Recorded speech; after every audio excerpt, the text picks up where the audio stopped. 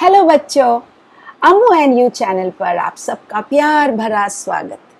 मैं अम्मू और आप सबके लिए एक बहुत ही प्यारी लेकिन दर्द भरी कहानी लेकर आज आई हूँ। कहानियाँ कितने प्रकार की होती हैं, कितने भावों से भरी होती हैं। सब भावों का मज़ा हमको चखना चाहिए। तो आज की कहानी का नाम है माचिस बेचने वाली लड़की। ये एक इंग्लिश कहानी द लिटिल मैच गर्ल का हिंदी में रूपांतरण है। मैंने अंग्रेजी कहानी भी कही है अपने चैनल पर, आप सुन लेना। तो माचिस बेचने वाली लड़की। नए साल से पहले की सर्दी से ठिठुरती हुई वह एक शाम थी। बहुत ठंड पड़ रही थी। लोग अपने रोशनी से जगमगाते घरों में खुशियां मना रहे थे। कड़कड़ाती ठंड में चारों तरफ से लोगों के हंसने तथा गाने के उल्लास से भरे स्वर सुनाई दे रहे थे। ऐसे में सुनसान सड़क के किनारे एक छोटी सी लड़की फव्वारे के पास बैठी अपनी माचिस से बिकने की आशा कर रही थी। उसके फटे हुए कपड़े और शॉल उसे उस चिलचिलाती ठंड से बचाने के लिए पूरी तरह से नाकाम थे। उसके नंगे पैरों को ठंड से बचाने की कोशिश वो कर रही थी, बार बार अपने छोटे से कपड़ों में छुपाते हुए, लेकिन बहुत ठंड से ठिठुर रही थी। वह मासूम लड़की सारा दिन ग्राहकों के इंतजार में बैठी रही, लेकिन फिर भी उसकी एक भी माचिस आज न बिकी। वह उन्हें बेचे बिना खाली हाथ अपने घर नहीं लौटना चाहती थी, क्योंकि इससे उसके पिता उससे नाराज हो जाते और वह उनके गुस्से से बहुत डरती थी। हाँ, उसका घर भी बहुत गर्म और आरामदायक नहीं था।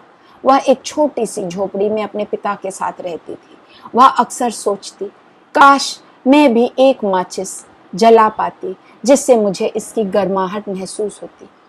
ठंड के कारण उसके पैर सुन्न हो गए थे और उसकी उंगलियां अकड़ने लगी थी।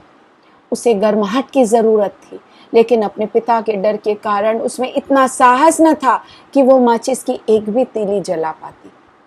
लेकिन सर्दी इतनी अधिक थी कि मजबूरन उसने अपने कांपते हाथों से एक माचिस उठाई और उसकी सारी तीलियां जला ली। तीलियों के जलने से निकलने वाली गर्मी से उसे कुछ राहत तो मिली और उसने गर्माहट को महसूस किया। खुशी से उसने अपना हाथ आग के सामने कर दिए। उस रोशनी में उस लड़की को एक जलता हुआ चूल्हा दिखाई दिया। वह उस चूल्हे से निकलने वाली ताप से खुद को गर्म करने के लिए उस चूल्हे के पास गई और ठीक उसी समय तीलियां बुझ गई और चूल्हा भी वहां से गायब हो गया, जिससे अब उसे रात पहले से भी अधिक काली और ठंडी लगने लगी। न चाहते हुए भी ठंड में लगभग जम जाने जैसी हालत हो रही थी। उस छोटी सी लड़की ने दूसरी माचिस की सारी तीलियां जला दी। माचिस की तीलियों के जलने से निकलने वाली रोशनी में अब उस लड़की को एक सजी हुई तथा विभिन्न पकवानों से भरी हुई एक खाने की बड़ी सी मेज दिखाई दी।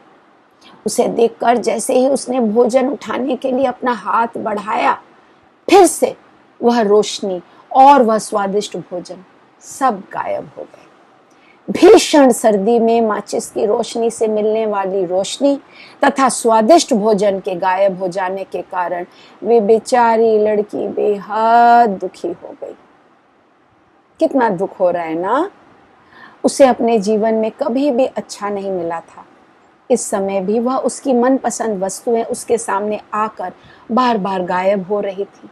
यह देखकर उस लड़की की आंखों से आंसू बहने लगे।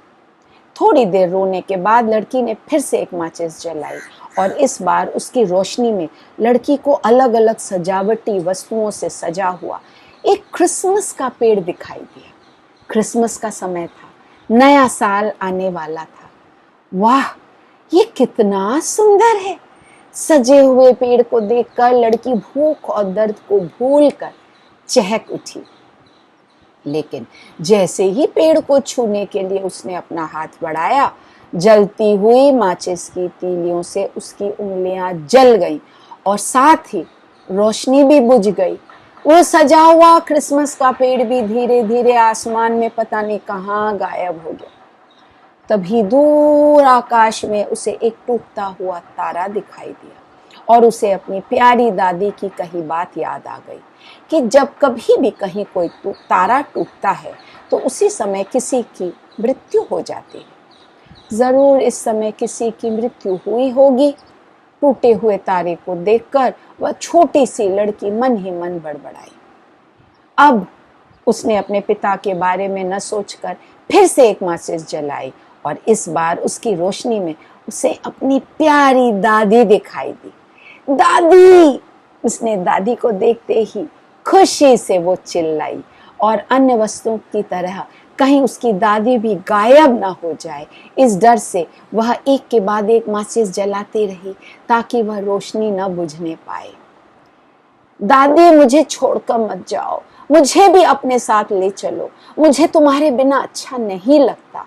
रोते हुए वह लड़की बार बार अपनी दादी की परछाई के पीछे आवाज देती रही। उसे देखकर उसकी दादी प्यार से मुस्कुराई और उन्होंने उसके बालों को, ठंडे व मुरझाए गालों को प्यार से सहलाया। रात के ढलते ढलते सुबह की ठंड बढ़ने लगी थी और आकाश में सूरज भी धीरे धीरे चमकने लगा था और उसकी हल्की हल्की किरणें फव्वारों के ऊपर बर्फ से ढकी सड़क पर एक और माचिस बेचने वाली उस छोटी सी लड़की के शरीर पर, जो वहां अब बेजान पड़ा था, पड़ने लगी थी। उसके चारों ओर पूरी रात जली हुई माचिस की बहुत सी तीलियां पड़ी थी। धीरे धीरे दिन शुरू होने लगा। उस सड़क पर लोग आने जाने लगे। कोई उस लड़की के बेजान शरीर की तरफ ध्यान देता तो कोई बिना देखे ही उसकी परवाह किए बिना आगे बढ़ जाता। धीरे धीरे उस जगह से गुजरते हुए लोगों की भीड़ बढ़ने लगी और तभी उस मासूम सी लड़की को ऐसी हालत में पड़ा देखकर वहां से गुजरने वाला एक मुसाफिर अफसोस के स्वर में बोला, बेचारी लड़की, खुद को ठंड से बचाने और जिंदा रखने के लिए उसने कितनी कोशिशें की, लेकिन सब व्यर्थ और वह मुसाफिर भी आगे बढ़ गया।